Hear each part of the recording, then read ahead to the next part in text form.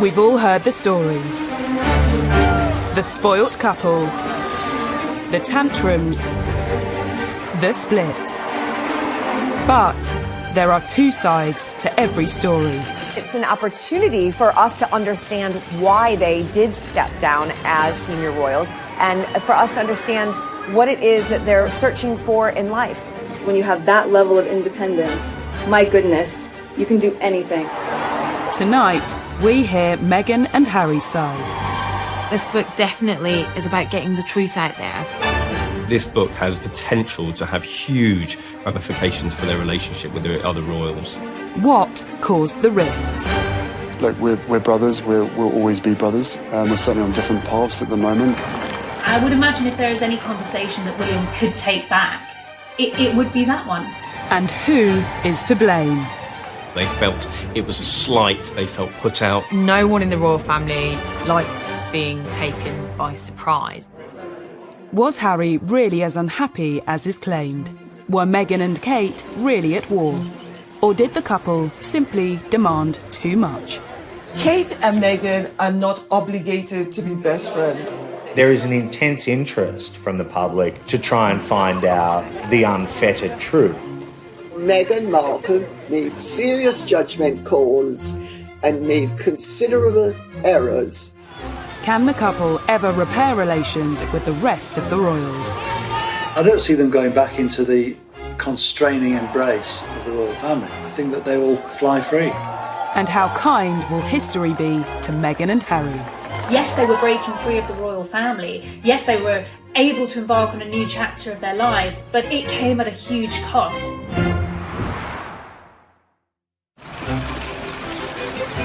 Meghan and Harry. Everything seemed like a fairy tale when the royal family gained a new member.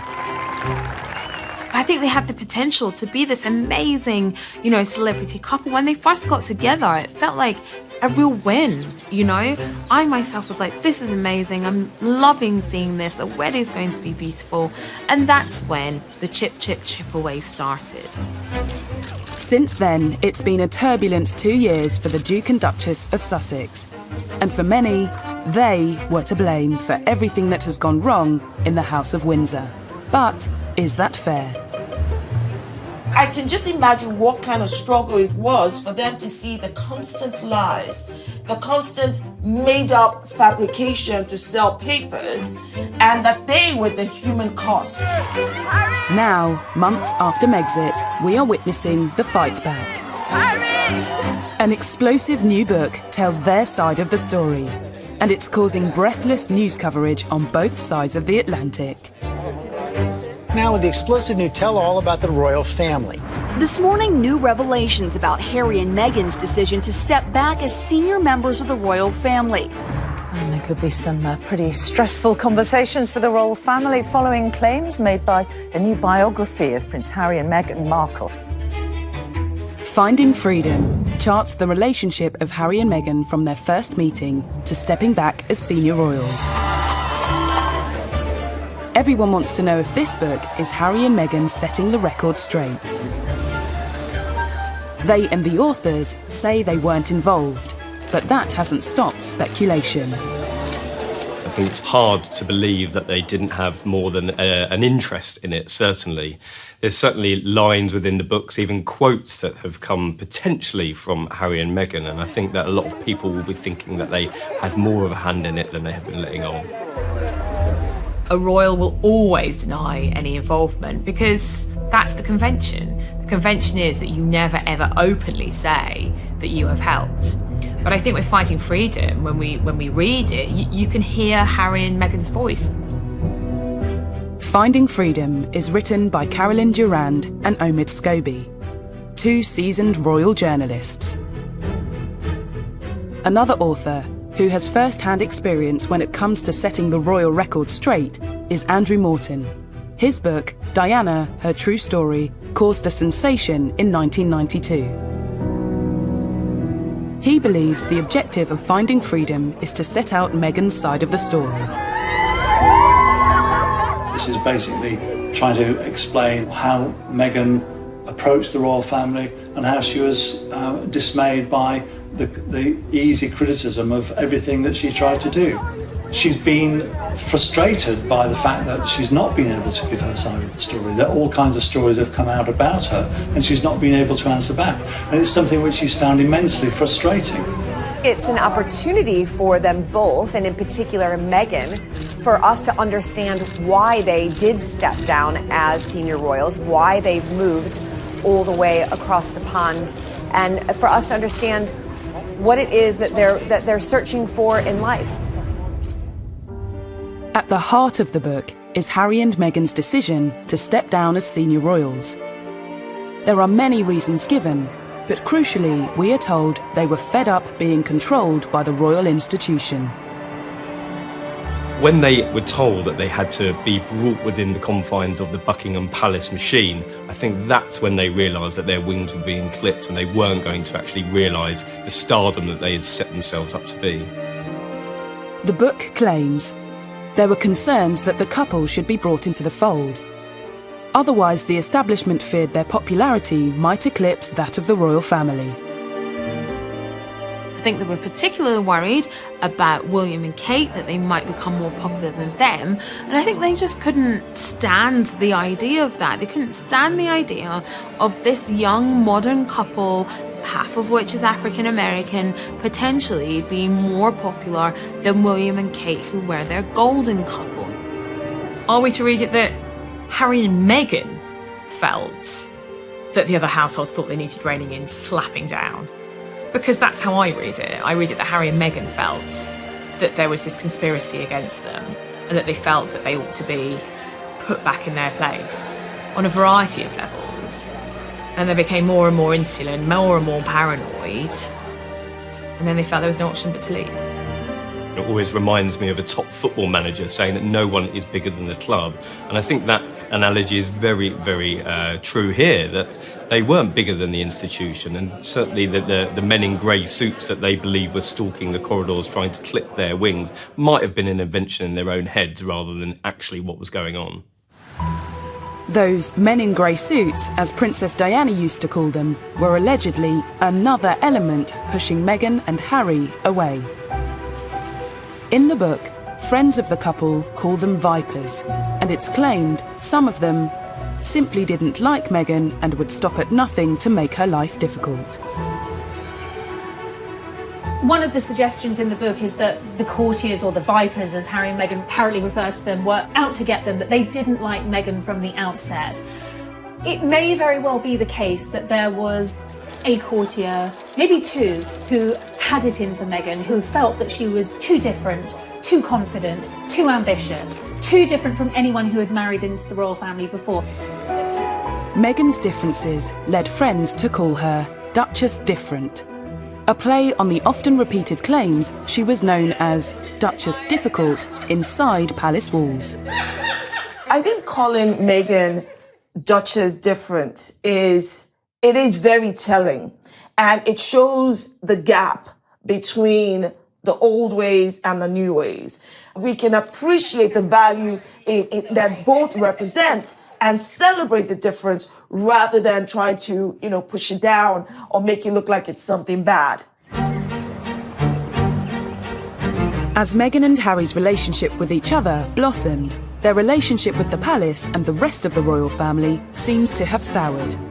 The new book says, increasingly, Harry had grown frustrated that he and Meghan often took a backseat to other family members. And the pair had to wait to announce projects if other, more senior royals had announcements of their own. I think she found that very difficult because actually what she thought she was getting was unrivaled power, and she'd be able to help and effect this change and be this change maker, which is what she wanted to be. And actually, she found she was living in a gilded cage. By Christmas of 2019, Meghan and Harry had skipped Sandringham to take an extended break in Canada. They'd decided something had to change. And was that decision reinforced when they saw the Queen's Christmas message? Well, the lack of photograph of them appearing for the Queen's Christmas speech obviously had an effect on them, and the book will tell you in detail about how this made them feel. They felt it was a slight, they felt put out. What I think was trying to be demonstrated during that Christmas message was the future of the monarchy, the future heirs, the future sovereigns. Harry and Harry's son are not there. They don't have that place on the table.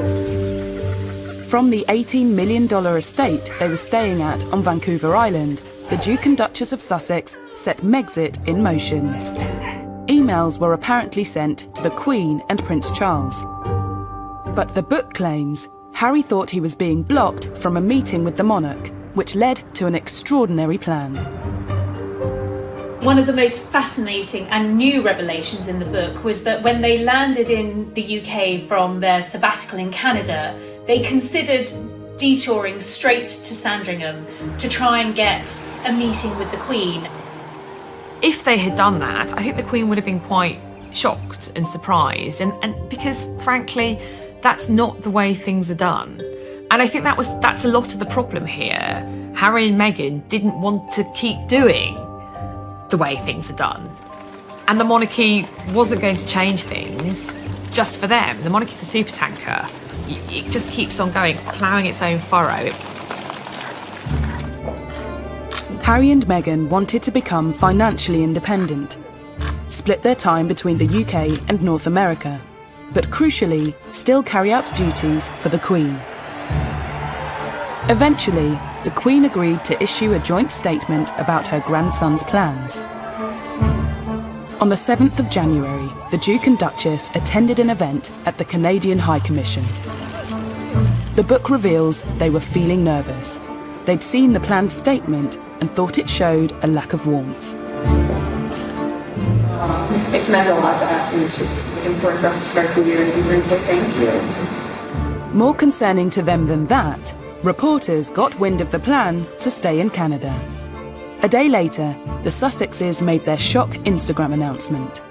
A move that's been endlessly criticised, but it seems in their minds they felt they simply had no choice. It was very sad, really, that a couple who offered so much to the monarchy and to the nation had decided to go their own way. At the time in January, there was a lot of anger because, as one very senior member of the household said to me, you don't put a gun to the Queen's head. You don't go public and say what you want. We sort it out behind closed doors, we all try and negotiate, and then we present a united front. As well as their announcement, Meghan and Harry simultaneously launched their Sussex Royal website. It's since been claimed this, and making an announcement without discussing it first, left the Queen and the Duke of Edinburgh devastated. The issue of them creating this Sussex Royal brand and Sussex Royal website was a huge, huge problem for the royal family, because if they were going to go into the corporate world and start marketing themselves for big, big sums of cash, that was going to be the problem, that the Queen and senior royals couldn't have them marketing themselves as royal whilst earning money on their own personal terms.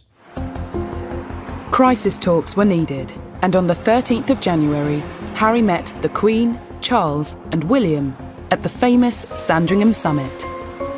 Yes, they were breaking free of the royal family. Yes, they were able to embark on a new chapter of their lives, but it came at a huge cost. Especially for Harry. He had to give up his military roles. Finding freedom gives an insight into Meghan's feelings. It was so unnecessary, Meghan later told a friend. And it's not just taking something away from him, it's also that entire military veteran community. You can see how much he means to them too. So why? Harry has had to give up everything. He's giving up his family, his home, his country, everything he's ever known, and those military titles, which, and Meghan's right, they meant so much to him. And what about what Meghan has had to give up? Finding Freedom claims Meghan told a friend, "I gave up my entire life for this family. I was willing to do whatever it takes, but here we are. It's very sad." Even so, it's said courtiers and some family blame Meghan for Megxit.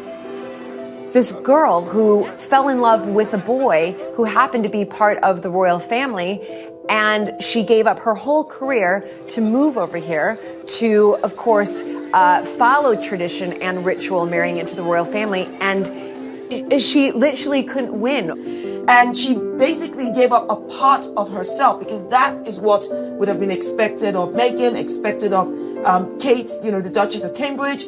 And they all did that out of love for their spouses and out of respect for the institution. These new revelations tell a story of just how unhappy Harry and Meghan were with their royal life and how they felt forced into leaving. But the new book also gives us a new insight into Harry and William's relationship. William potentially saying to Harry, listen, take your time to get to know this girl. Don't be blindsided by lust. Don't rush into anything. I would imagine if there is any conversation that William probably could take back, it would be that one.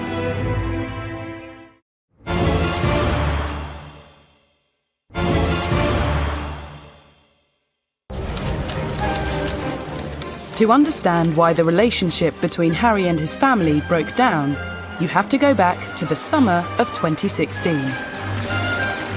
Rumours about Harry and Meghan's relationship were circulating, and Meghan soon had the world's press following her every move.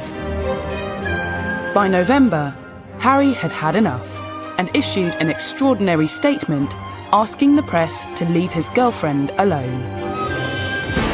And Prince Harry lambasts the press for harassing his American girlfriend, Meghan Markle. The statement that Prince Harry released through his private office in November came just after a deluge of media reports about their relationship.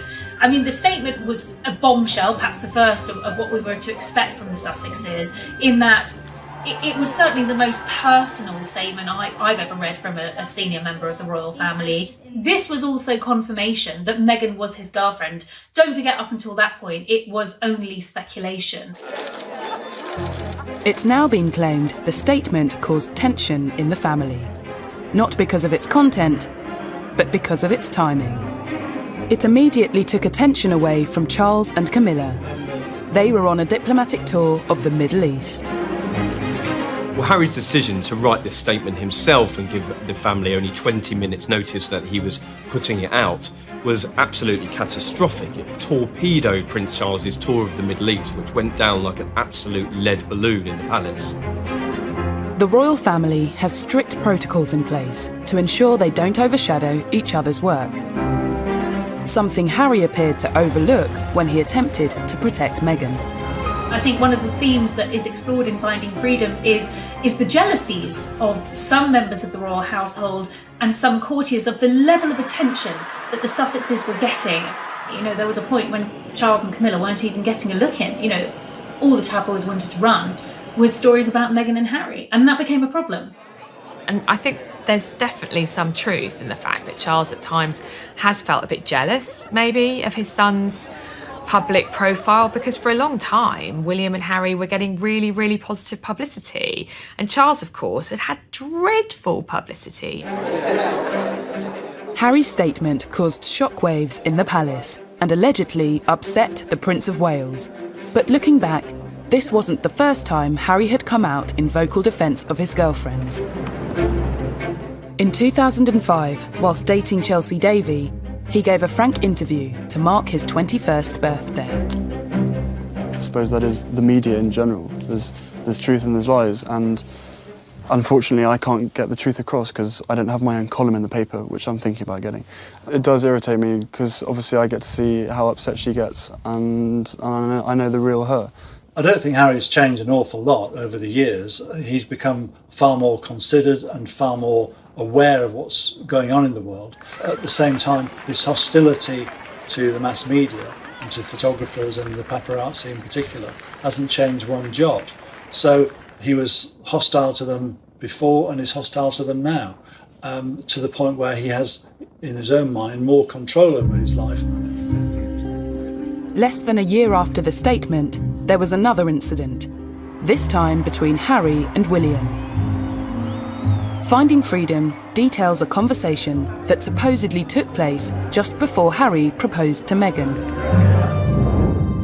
William is quoted as saying, "Don't feel you need to rush this. Take as much time as you need to get to know this girl." A source claims William didn't want his brother to be blindsided by lust. The book goes on to say, Harry could see through William's words. He was being a snob. I think that there was a great misunderstanding in that moment. That was, I believe, intended from a genuinely good place, a place of brotherly love and just wanting Harry to be absolutely sure, given the speed that this relationship had moved at, that he wasn't rushing into things. Harry, who was clearly sensitive and I think aware of some of the sniping in the corridors of power about Meghan, just took this deeply personal and the wrong way. And I would imagine if there is any conversation that William probably could take back, it would be that one.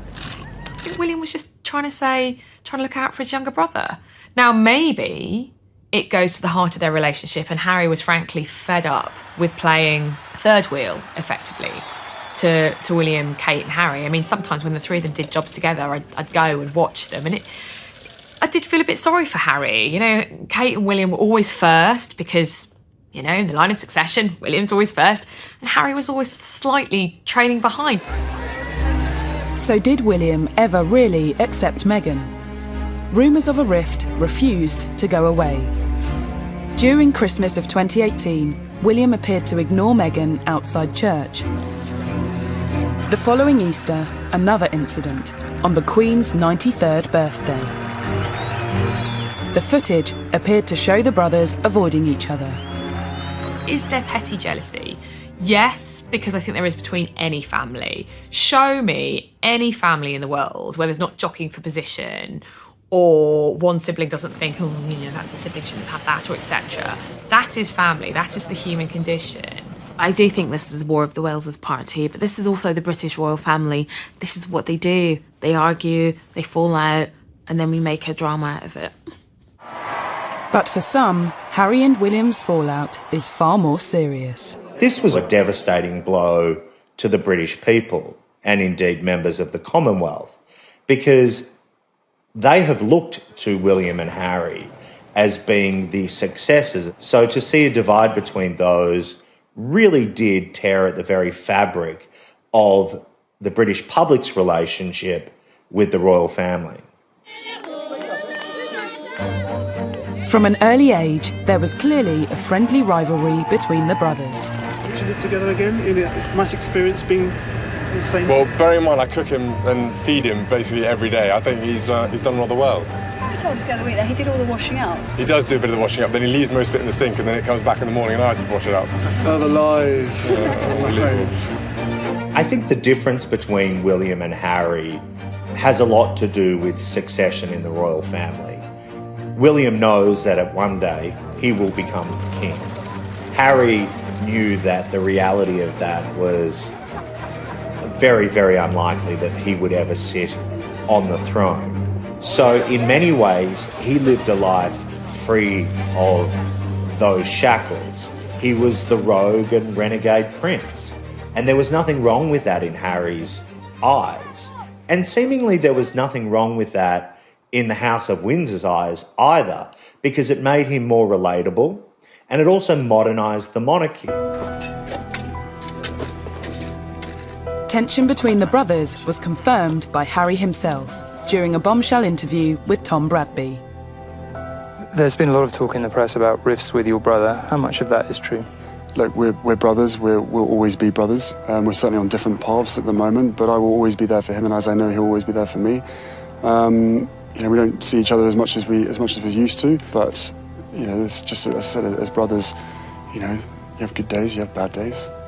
I think now that we have the book coming out and what we've read from Finding Freedom really does solidify what Harry was talking about in the Tom Bradby interview when he said that there's good days and bad days. This book is telling us, literally in black and white, or will tell us in black and white, what those good days and what those bad days were. Not only is it alleged that William wasn't as accepting of Meghan as Harry would have liked, It's also claimed she wasn't warmly welcomed within the palace. One senior royal referred to the American actress as Harry's showgirl. Another told an aide she comes with a lot of baggage.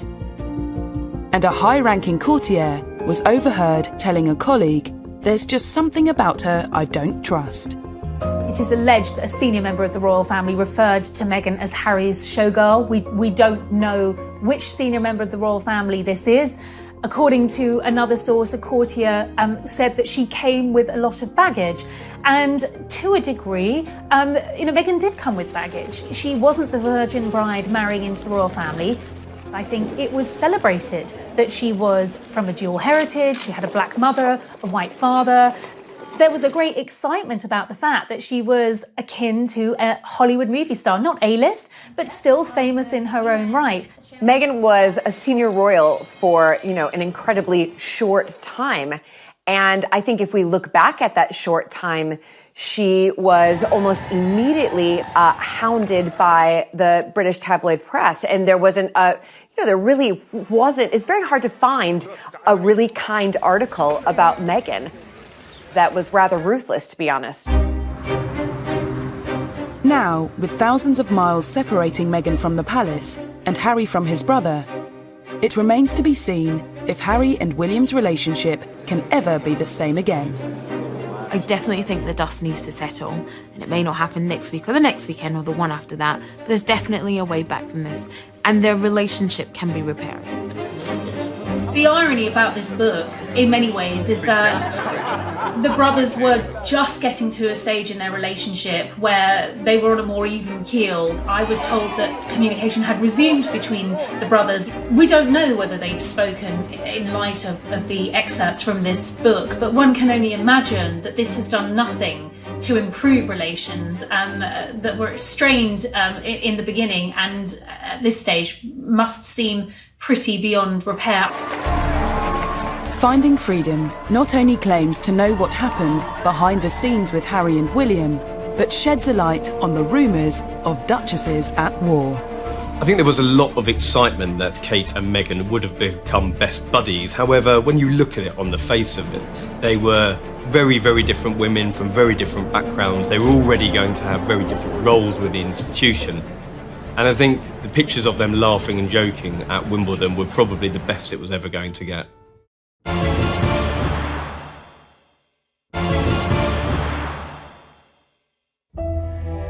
Finding Freedom is said to be Harry and Meghan's side of the story.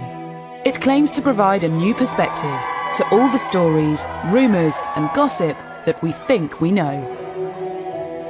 In particular, a focus on negativity surrounding Meghan's relationship with Kate, not long after she became the Duchess of Sussex. After the royal wedding, once that sort of crest of the wave of excitement and euphoria had subsided, there was a slow drip of reports that began to show Meghan in a different light. After her wedding, Meghan was faced with a number of negative headlines.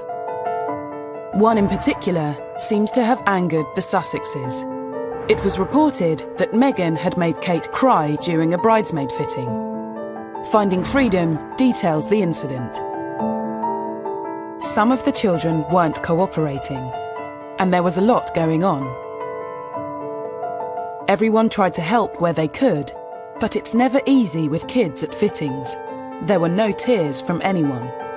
I also think that it proves that, that story was put out by anti-Meghan people, by people who wanted to vilify Meghan, and it actually unpicks that, and it also proves that we know that there's people actively out there working to make Meghan look bad.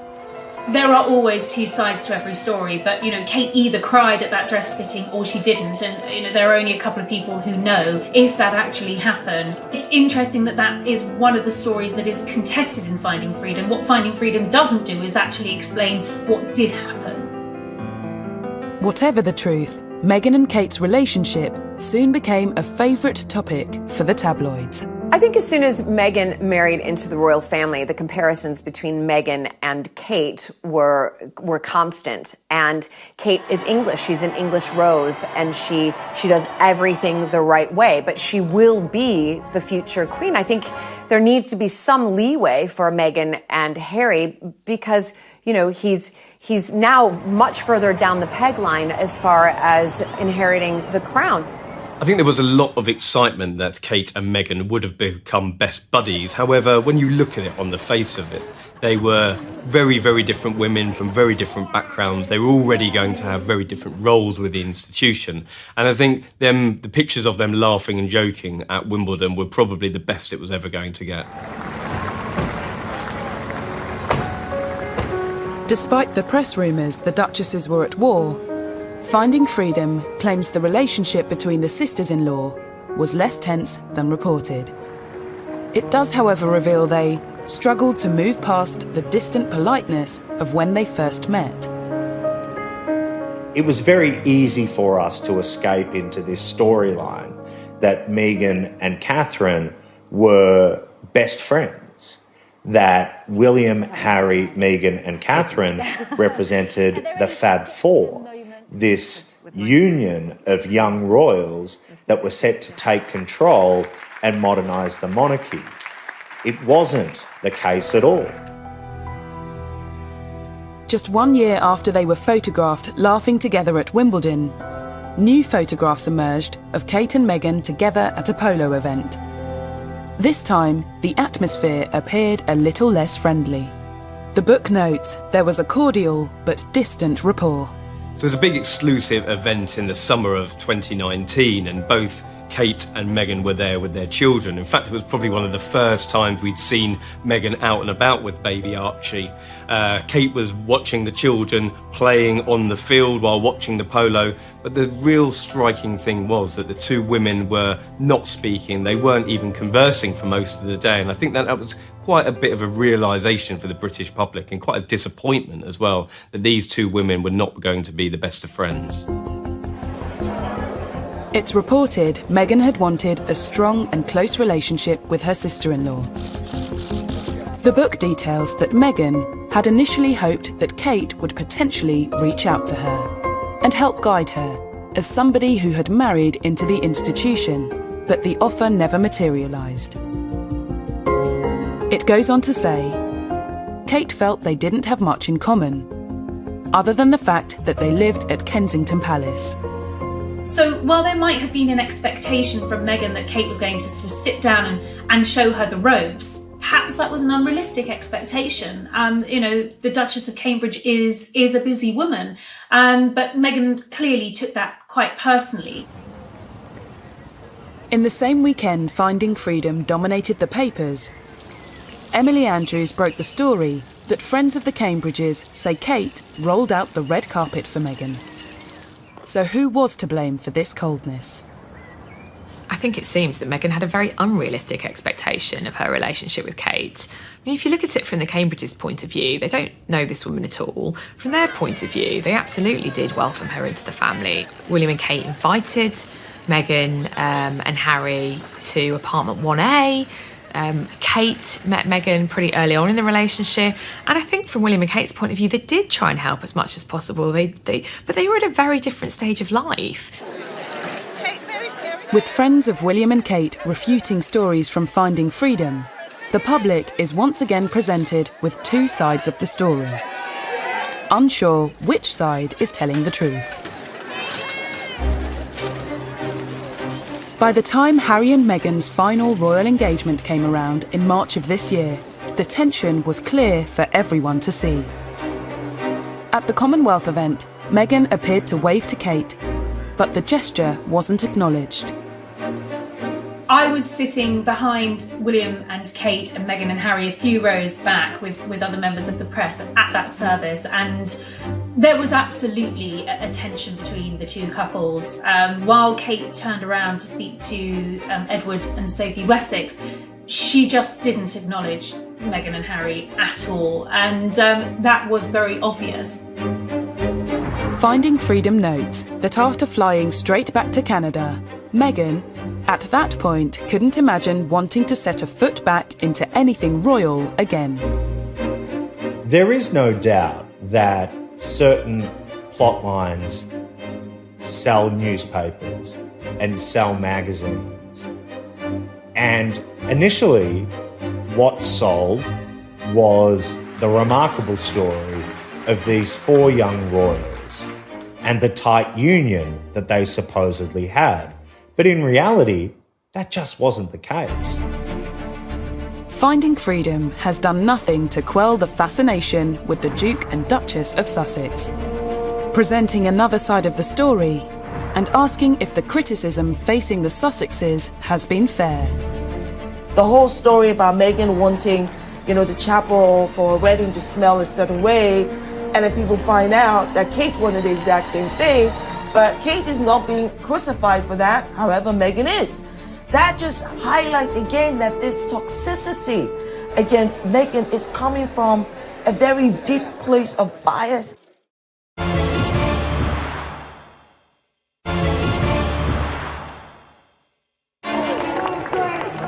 Finding Freedom might arguably tell the story from Harry and Meghan's side, but it's not the only book about them to hit the shelves this summer. It's the hot cakes right now. It's almost as though people think that this is the next version of The Crown from Netflix.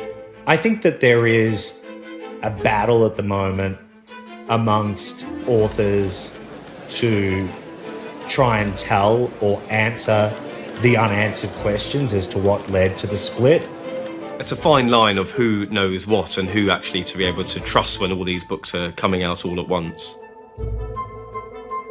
Many well-covered tales about the Sussexes feature in books by Lady Colin Campbell and journalists Dylan Howard and Andy Tillett. But are these just examples of yet more unfair criticism that Meghan has faced? Such as claims Meghan wanted St George's Chapel to smell a certain way for her wedding. A story she was ridiculed for in the press, despite Kate wanting the same thing at her wedding in Westminster Abbey. The whole story about Meghan wanting, the chapel for a wedding to smell a certain way, and then people find out that Kate wanted the exact same thing, but Kate is not being crucified for that, however Meghan is. That just highlights again that this toxicity against Meghan is coming from a very deep place of bias. Westminster Abbey is not the same thing as St George's Chapel. I've actually been to events at both. And I have to tell you, St George's Chapel does not smell musty. It smells of beeswax, which is what the furniture is waxed down with. Maybe Meghan had never smelt beeswax before in her life. Lady Colin Campbell's book addresses another infamous story. The claim Meghan clashed with the Queen over her choice of tiara for her wedding. But Finding Freedom says there was no clash. Each story has been corroborated by at least 2 sources, and they spoke to over 100 sources for the book. People don't want to believe that. They want to think only Harry and Meghan will say that, and they are lying. Instead, the book says it was Harry who had reservations, that the Queen's dressmaker, Angela Kelly, was intentionally delaying the process of Meghan selecting her wedding day tiara. But it is quite one-sided. Yes, Harry and Meghan don't escape criticism in the book. That's certainly true. But it is mainly their side of the story, and everyone else is the bad guys. Either way, what is sure is that there have been countless attacks on Meghan over the past 2 years. Allegedly, some even came from palace insiders. It seems to me that some of the stories are stemming directly from Buckingham Palace. And we're back to this narrative again, that strong, independent women are anathema in our society. Duchess difficult. Hurricane Meghan, some of the headlines that started coming out in the tabloid press, reports that, she had a habit of sending dawn emails to staff and wanted a response before lunchtime. This appears to be true and seems to be backed up in Finding Freedom. But the author's interpretation of this is that this was an experienced, successful American actress who was used to having an entourage of staff and who was used to having things done quickly. The idea that Meghan's a diva is clearly one of these racialized ways of thinking about black women where, there's this long-standing idea of the strong black woman who doesn't need anybody else, who's feisty and aggressive. Meghan has faced criticism for pretty much every move she has made, even down to the clothes she wears. When Meghan came on the scene and started wearing gowns that were thousands of dollars and living an extravagant lifestyle, then it began to rub people up the wrong way. Someone's got to spend the most, and Meghan's the one that spends the most. Again, it's just a non-issue, it's a non-story. She's probably spending her own... A claim that Kensington Palace staff noted that Meghan's charity cookbook, raising funds for the victims of the Grenfell tragedy, didn't contain a single recipe of British origin. She was trying to do something wonderful and good for all of those that were lost at Grenfell Tower and for their families. Everyone embraced this so deeply because it's been a passion project for all of us, and for very good reason. For Meghan, much of the criticism must have felt unwarranted and unfair. Why is Meghan a target for criticism? Very good question. Right. I don't know. Do you have a piece of paper? Several pieces of paper? But let's start with the fact that, one, she's a progressive woman. She's independent. And let's talk about the fact that she doesn't fit your traditional idea of, royalty. Let's talk about the fact that she's a woman of biracial heritage, right? Let's talk about the fact that her profession was that of an actress. And the fact that she's American. There's just so many things around and about her that many people do not like. I feel for the poor girl. I mean, she came into this country, parachuted in. She's married into a very difficult family that everybody finds difficult to come into because of the various pressures. And she's someone who didn't know an awful lot about British history, British culture. And she's, as she said herself, she's going to hit the ground running. And she hit the ground running, but she found that she came up against a brick wall. But amongst all of the petty criticism, there have also been stories that suggest Meghan and the royal way of life was a culture clash. In my book, I go to great lengths to explain how the culture clash arose. Because Meghan has very American attitudes and expectations. She is all about confidence, go-getting, hustling, and all of those Hollywood things that she has been brought up to regard as desirable. Did Meghan really know what she was letting herself in for when she married into the royal family? Some stories show how she struggled to get to grips with royal life, like her first official engagement with the Queen, opening the Mersey Gateway Bridge in June 2018. People haven't looked at the real person who's tried to do her best coming into the royal family. Someone who didn't know the protocol, didn't know the etiquette. And I'll give you a perfect example. She went up to Liverpool with the Queen and she's sitting on a stage. It's a windy day.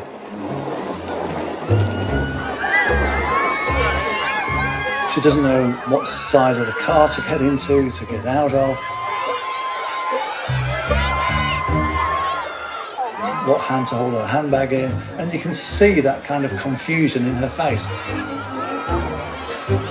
Meghan, even though she's an actress, has had to swap the red carpet for the Royal Roadshow, and it's a difficult gig. There were certain elements of royalty that perhaps weren't for Meghan, but she was widely condemned regardless, like security. Dylan Howard's Royals at War reminds us of an incident in Fiji when Meghan visited a market. Every royal is assigned a level of protection when making appearances in public. And there could be no more valuable commodity, if you like, than a pregnant Meghan Markle making appearances in public. Under sweltering temperatures and with an increasingly large crowd, the Duchess was rushed out and the visit ended early. Turn round, turn round, turn round. Inevitably, in these types of scenarios, the royals are briefed about what is right and what is wrong and what is expected of them in order to maintain their security and their well-being. The security officer in charge quit her role not long after, amid claims at the time that Meghan found security constraining. Although the palace denied this was why she left. Guys, out. Just stay to the side, please. Everyone turn round. Meghan was oblivious. Despite being told how to behave, she thumbed her nose at the restrictions or recommendations of the Royal Protection Officer. And Lady Colin Campbell recalls at an event that, in her view, shows Meghan unwilling to persist with royal duty at her and Harry's first public engagement as a married couple. I was at a dinner party at a very, very famous aristocrat's house 4 nights after the wedding. And this person has impeccable court connections. At a garden party to celebrate Prince Charles's 70th birthday and all of his charity connections, there had been this garden party at Buckingham Palace, and Harry and Meghan were there. Good afternoon, everybody. And there was much excitement about them being there because, of course, at that time they were the most popular couple in the country. She was a revered figure. People couldn't wait to meet her. Well, 15 minutes into the engagement, Meghan is overheard telling Harry she's bored and she wants to leave because they've effectively done their photo op. And the person who overheard this was completely gobsmacked. All of these stories and allegations hint at teething problems as Meghan grappled with royal life. But rather than focusing on arguably unfair criticisms, should the public and press have been more understanding of Meghan's struggle?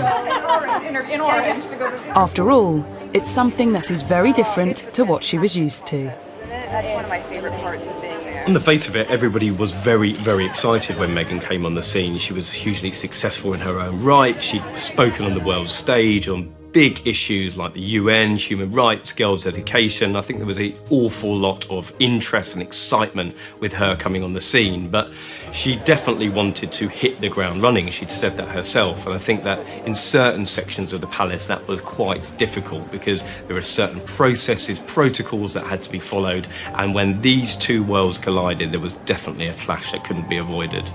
There was a culture clash.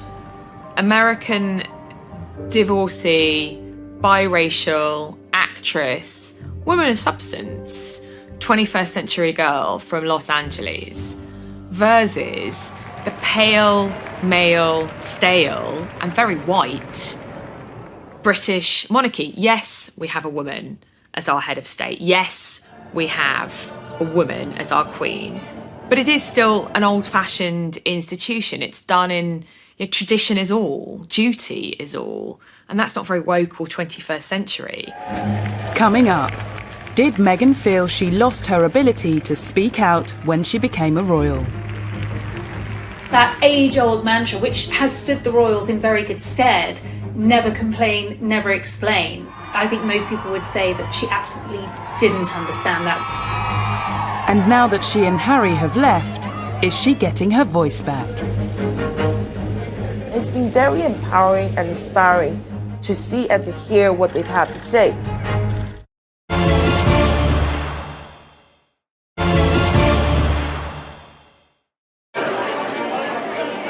Many observers believe that a key factor behind the Sussexes leaving the royal institution was what some saw as the muzzling of Meghan Markle.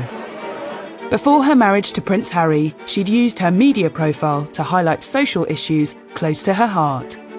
Women don't need to find a voice. They have a voice, they need to feel empowered to use it, and people need to be encouraged to listen. More people were encouraged to listen when her relationship with Harry became public. But being Harry's girlfriend was one thing, being his wife was quite another. If she was not part of the royal family, the way she would have come out to speak on issues and to lend support on different things, she had to curtail all of that.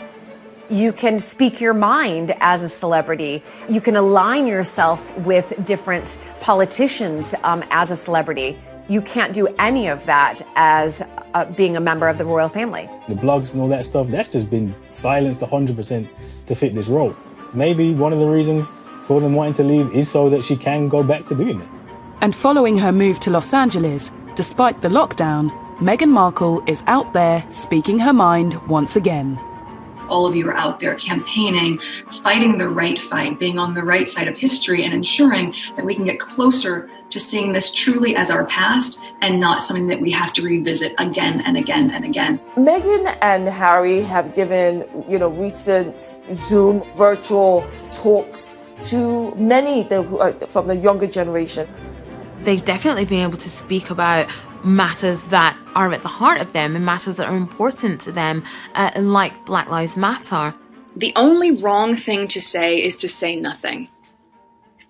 Because George Floyd's life mattered, and Breonna Taylor's life mattered, and Philando Castile's life mattered, and Tamir Rice's life mattered. And so did so many other people whose names we know and whose names we do not know. It's been very empowering and inspiring to see and to hear what they've had to say. But did Harry and Meghan really need to leave the royal institution to speak out on subjects like racism and women's rights? I went back to the palaces, various people in the palaces, and I said, would Meghan have been allowed to make those kinds of speeches if she's still working for the royals? Now, you can take what I'm about to say as, well, they would say that, wouldn't they? But literally, to a man and a woman, the people that I spoke to said, yeah, why not? More problematic for the royals, perhaps, was a concern that Meghan's progressive agenda might encroach into politics. You're going to use your voice in a stronger way than you've ever been able to, because most of you are 18 or you're going to turn 18, so you're going to vote. Someone said to me, that might be, and I was like, hang on a sec, she's just telling everyone to vote. That's not political. And they were like, no, but she's made it very clear in the past where her political allegiances lie. She's been very outspoken about Trump. The royal family has historically stayed out of politics. There is an inherent conflict between a member of the British royal family involved in American politics. It just can't work. Before Meghan became pregnant with Archie, they had intended to go to America on tour, but she made it very clear that she wasn't going to see Trump. I'm afraid it doesn't work like that. Clearly she is a woman with very strong political opinions. I think we will probably see and hear more of these now that she is detached from the royal family. As well as freeing her to speak her mind, leaving has allowed Meghan to regain control of her own agenda and to hit out directly at her detractors. Meghan has always liked to control her own publicity. Through her Instagram, very popular Instagram account, and her blog, The Tig, she was used to being able to control the message. I think it's when things have been out of control, that's what she finds frustrating. Believe in what makes you unique, and don't be afraid to do what you know is right, even when it's not popular, even when it's never been done before. Well, Meghan's choice of language of even when it's not popular, even if it's not been done before, was definitely a pointed reference to their decision to leave the royal family. Even if it scares people, and even if it scares you a little. That age-old mantra, which has stood the royals in very good stead, never complain, never explain. I think most people would say that she absolutely didn't understand that. One of the things she felt very stifled by was not being able to answer back. I think Meghan's biggest problem has been that she's obviously been schooled in the world of Hollywood, where you hit back at rumours and innuendo and you take the fight to them. Meghan couldn't grasp the reason why she wasn't able to respond to these.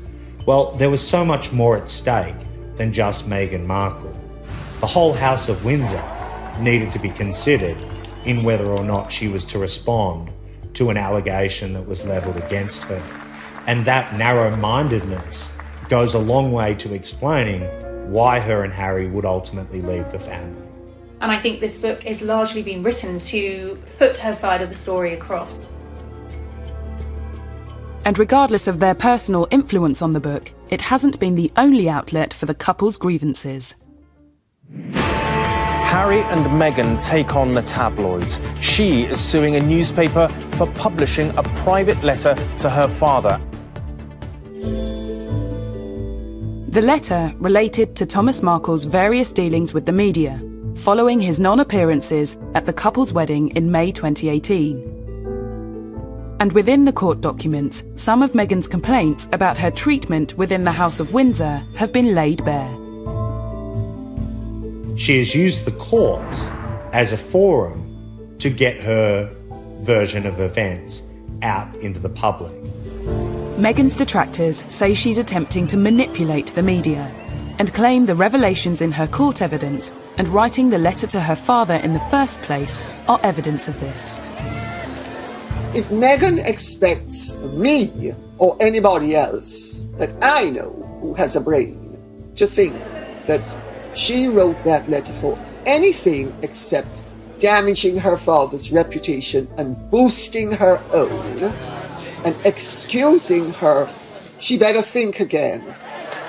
The central point of the case is whether Meghan wrote this letter with the intention of it being public. And one of the authors behind this book has actually gone on record to say that Meghan wrote it with the public in mind. That was a comment made by author Omid Scobie earlier in the year, but not repeated in the book. Meghan emphatically states that she didn't expect the contents to become public. But Associated Newspapers, publishers of the Mail on Sunday, are contesting that. Before being published, the letter had been referred to in People magazine.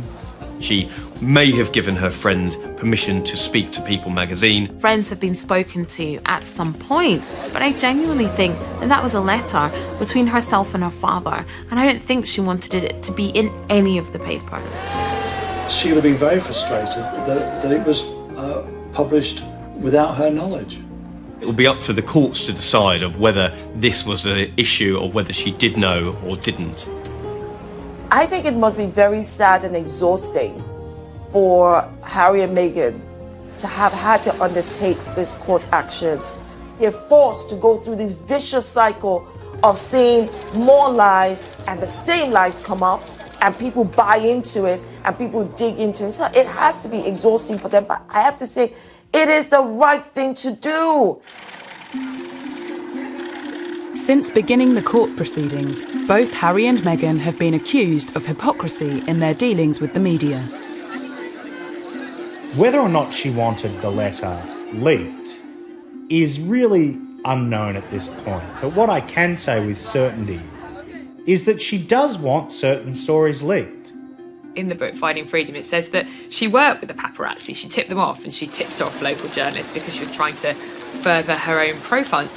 And you do kind of come away from the book thinking Harry and Meghan are perfectly happy to invade their own privacy as long as it's a positive outcome for them. I've never seen a member of the royal family who has polarised opinion quite as strongly as Meghan and then Harry and Meghan. It's almost as if people took positions very, very early on. You're either for them or you're against them. But unlike many such debates, there will eventually be winners and losers on at least some of the big questions over Meghan. Is she an attention-seeking hypocrite who was a disruptive influence on the royal family? Or is she a well-meaning and wholly innocent victim of racism, sexism, and the machinery and machinations of the monarchy? It seems that the English courts will play a part in answering that question. If they are to win, they will have won at the expense of dragging the royal family through the mud. So win or lose, in my view, it's a loss. Released from the House of Windsor, have Harry and Meghan really found their freedom? If it was not for COVID-19, we would have seen and heard a lot more from this couple. They are holed up in a rented £80 million mansion. They really need to try and take a bit of time out and maybe realise what they want, what their future looks like.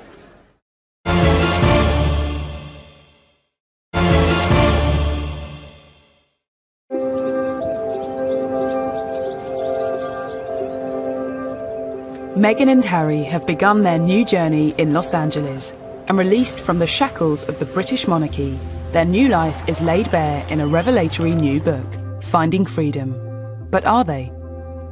I think moving to LA, to California, they have found a lot of freedom, at least a lot compared to what they were having over here in the UK. It's just different over there. It's more laid back, it's easier, it's a slower pace of life, and I think that's going to be good for the both of them.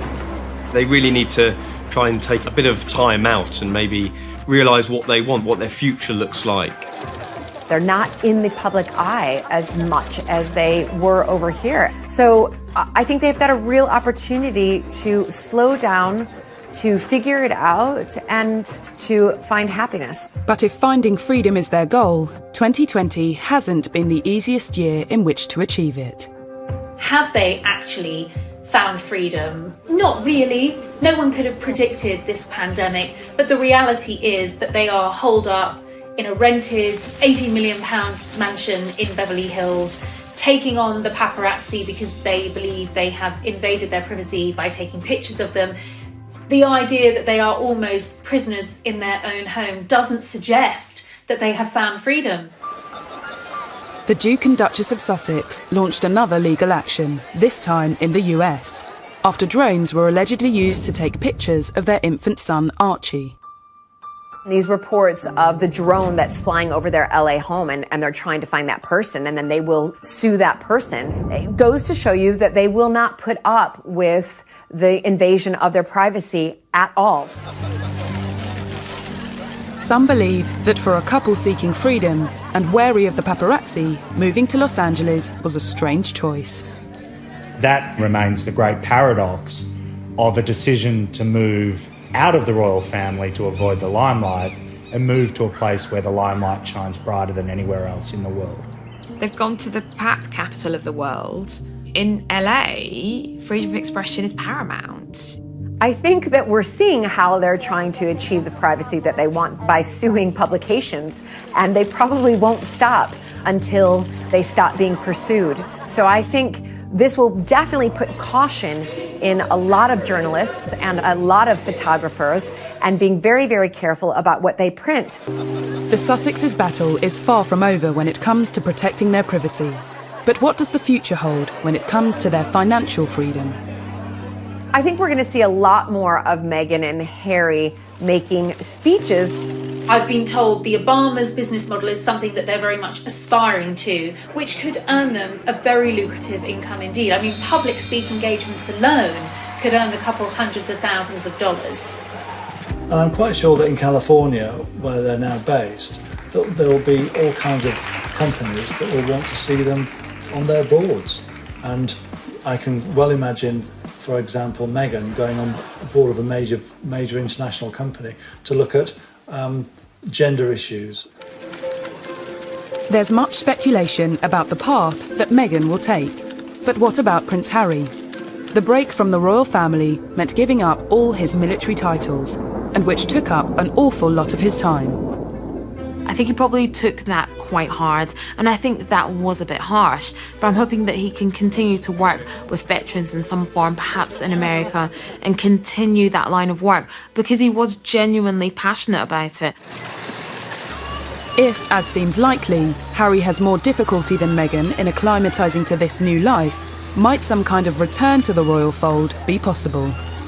The Queen gave them this option of the trial period, see how you fare after 12 months and see if it's working for you. Partly through coronavirus and partly through the way they have handled things, what they hoped to achieve is clearly turning out to be more of an uphill struggle than they would have envisaged initially. Who knows? I don't think they know what they're going to be doing between now and next week, much less next year. There were headlines in some of the tabloid press after the serialisation that, there was no way back after this, after the revelations, after airing their dirty laundry in public, that, this was it for the Sussexes. I'm not so sure. While I don't think they will go back to a royal role as such, Harry remains, in spite of what's been said and what's happened, deeply loved by his family. Whatever the future might hold for the former royal couple, it seems that for now, a return to the House of Windsor is very far from their minds. I think that they will get it right over there. I have hope that they will do exciting and amazing things together, become financially independent, and live a peaceful life, which I suspect is what they both want. I applaud Harry and Meghan for standing up for what they believe and wanting to carve out a life for themselves that makes them happy. That should ultimately be what we all want for them. They've got an opportunity to make a change, to make a difference, and I'm quite sure that they will continue to do that over the next few years, but not under the umbrella of the royal family, but under their own umbrella.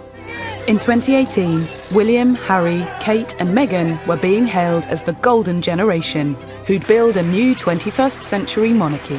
In just 2 years, that dream has shattered. How? Finding Freedom certainly doesn't have all the answers, but it does reveal the open wounds currently blighting the royal family, and some say rubs salt into them.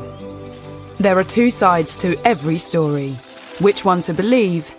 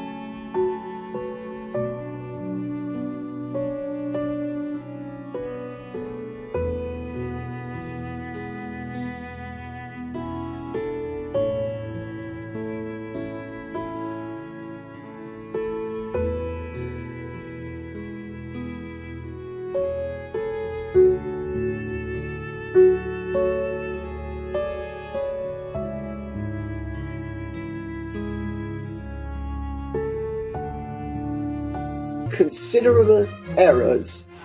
Can the couple ever repair relations with the rest of the royals? I don't see them going back into the constraining embrace of the royal family. I think that they will fly free. And how kind will history be to Meghan and Harry? Yes, they were breaking free of the royal family. Yes, they were able to embark on a new chapter of their lives, but it came at a huge cost.